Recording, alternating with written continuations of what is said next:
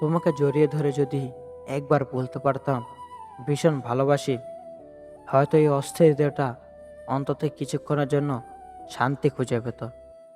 হয়তো বুকের ভেতরে জমে থাকা দীর্ঘ শ্বাসগুলো কিছুটা হালকা হয়ে যেত।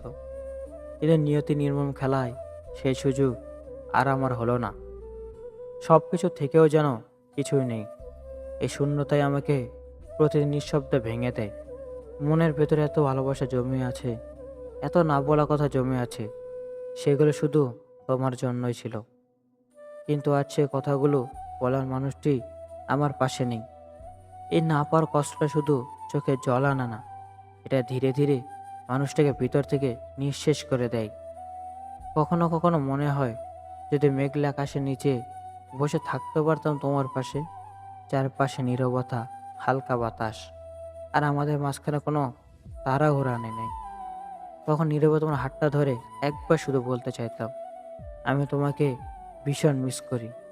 এই একটুখানি স্বীকারোক্তি হয়তো বুকের গভীরে জমে থাকা ব্যথাগুলোকে একটু হলেও হালকা করে দিত। তোমার পাশে বসে কিছু না বলেও সব বলে দেওয়ার যে শান্তি, সে শান্তির স্বাদ আমি আর কোনোদিন পাবো না, এটা ভেবেই বুকটা ভার হয়ে আসে।